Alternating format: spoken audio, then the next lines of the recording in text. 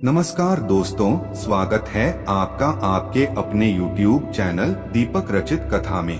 कि नवरात्रि के पर्व का इंतजार काफी बेसब्री से पूरे भारत में चल रहा है, क्योंकि इन दिनों में हम माता रानी का स्वागत करते हैं और व्रत रखते हैं। नवरात्रि का महापर्व बहुत ही शुभ और मंगलकारी माना जाता है। नवरात्रि के पूरे 9 दिन गंगाजल की हर एक बूंद की तरह पवित्र माने जाते हैं। ये शुभ समय भक्तों के जीवन में खुशियों की सौगात लेकर आता है। जीवन सुखमय हो जाता है। भक्ति का भरपूर लाभ भक्तजनों को मिलता है। दोस्तों, इस बार नवरात्रि पूरे 9 दिनों तक मनाई जाएगी। ना एक भी दिन कम ना ज्यादा, पूरे 9 दिनों तक मनाई जाएगी। माँ शेरों वाली की विशेष रूप से पूजा आराधना की जाएगी। शारदीय नवरात्रि का महापर्व भी इस बार 2023 में 15 अक्टूबर दिन से शुरू होकर 23 अक्टूबर सोमवार के दिन समाप्त होंगे। 15 अक्टूबर को दिन में 11:44 से दोपहर 12:30 तक कलश स्थापना का शुभ मुहूर्त रहेगा। मुहूर्त में की गई पूजा बहुत ही शुभ मानी जाती है। इससे समस्त देवी देवताओं की कृपा प्राप्त होती है और पूजा पाठ का फल कई लाख गुना प्राप्त होता है।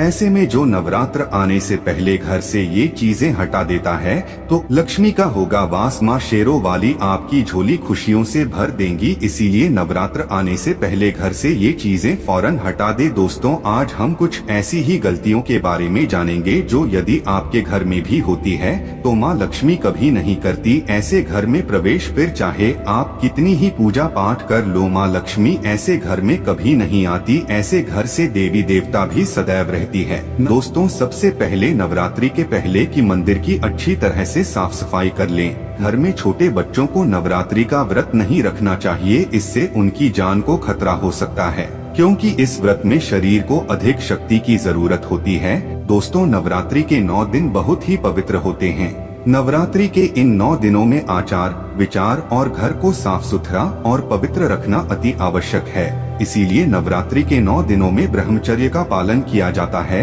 और तामसिक भोजन ग्रहण नहीं किया जाता। नवरात्रि के 9 दिनों में माता रानी के भक्तों को प्याज, लहसुन, मांस, मदिरा और अंडे से दूर रहना चाहिए। अधिकतर भक्त इन नियमों का पालन भी करते, किंतु वो एक गलती कर बैठते हैं। वो नवरात्रि के 9 दिनों में अपने घर इन चीजों को रख लेते हैं। ऐसा भूल कर भी नहीं करना चाहिए। भागवत पुराण के अनुसार नवरात्रि के 9 दिनों तक माता रानी अपने भक्तों के घर में वास करती है। भगवत गीता में भगवान कृष्ण कहते हैं, बगैर गंगाजल छिड़काव कोई भी मंगल कार्य सफल नहीं माना जाता। गंगाजल का छिड़काव स्वयं भगवत गीता में श्री कृष्ण ने बताया था। आपके घर में गंगाजल ना हो तो मार्केट से गौमूत्र ला सकते हैं और गौमूत्र लाकर आप गौमूत्र का अपने घर में छिड़काव करें। बस थोड़ा सा पानी में डाल लें, इससे आपके घर का पवित्र हो जाएगा। घर में मौजूद नेगेटिव ऊर्जा भी नष्ट हो जाएगी और जिस घर में वातावरण पवित्र होता है और आत्म ऊर्जा नहीं होती, वहाँ माता रानी का वार सदैव होता है। घर में जो भी फालतू सामान है, फटे पुराने कपड़े, उन्हें बाहर निकाल दें। घर में बेकार पड़ा सामान नेगेटिव ऊर्जा लाता है, इसीलिए गंदगी बिल्कुल भी ना करें। धूप दीप जलाकर को स्वच्छ रखें। दोस्तों, माता के आगमन के लिए घर का दरवाजा अवश्य सजाना चाहिए। इससे माता आकर्षित होती है और घर के द्वार में प्रवेश करती है। माँ के आगमन के लिए द्वार को फूलों से सजाना चाहिए। दोस्तों, कई लोग ऐसे हैं जो माता रानी की चौकी कागज बिछाकर बनाते हैं, जो कि बिल्कुल गलत माना गया है। माता की चौकी के लिए आप नीचे लाल कपड़ा ही बिछाएं। काला कपड़ा और सफेद कपड़ा भूलकर भी नहीं बिछाना चाहिए। दोस्तों, वही अधिकतर लोग अपनी छत पर या अपने घर के मुख्य दरवाजे के आसपास कबाड़ इकट्ठा कर देते हैं। ऐसा करना अशुभ माना जाता है।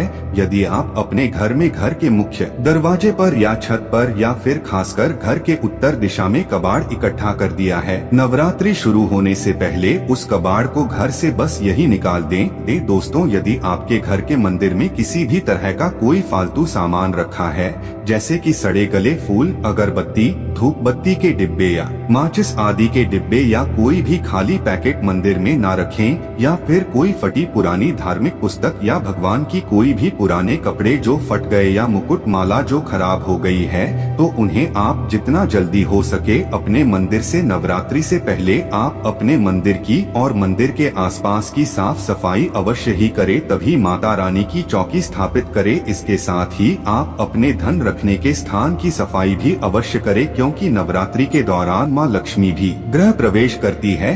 धन रखने के स्थान पर किसी भी तरह का कोई भी फालतू सामान, टूटा हुआ सामान ना रखे। धन रखने के स्थान को मंदिर की तरह ही साफ रखे।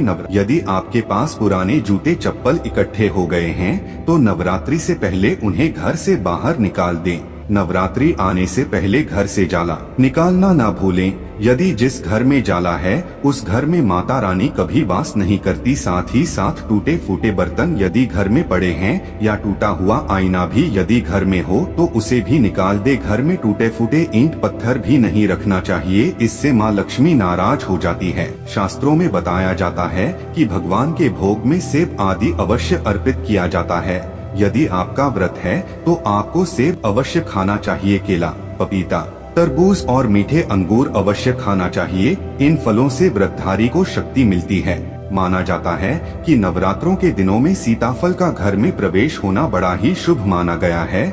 सीताफल खाने से नवरात्रि का व्रत सफल हो जाता है, क्योंकि इसमें माता सीता का आशीर्वाद मिला हुआ होता है। नवरात्रि के दौरान इसे जो भी खाता है उसे दुखों का सामना नहीं करना पड़ता। जब भी आप फलों का जूस पिए तो याद रखें उसमें नमक ना डालें, नहीं तो ब्लड टूट जाएगा। साथ ही साथ जूस में बर्फ भी नहीं डालना चाहिए। फलों का सादा जूस पीने से व्रत सफल होता है। दोस्तों, नवरात्रि के दौरान सिंघाड़े का आटा या कुट्टू का आटा खाने से पहले ये देख लें कि आटा पुराना नहीं होना चाहिए, क्योंकि पुराने आटे में कीड़े वगैरह बढ़ जाती है। इसके कारण आपका व्रत टूट सकता है।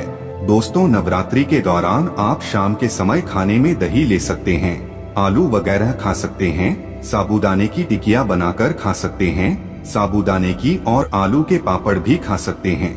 कई सब्जियां तो ऐसी हैं जो नवरात्रि के दौरान भोजन में शामिल, इससे आपको एनर्जी मिलेगी और नवरात्रि के दौरान आप दूध पी सकते हैं। दोस्तों, नवरात्रि के 9 दिन आदि शक्ति माँ दुर्गा को समर्पित होते हैं। नवरात्रि के 9 दिन माता के 9 अलग अलग स्वरूपों का पूजन किया जाता है।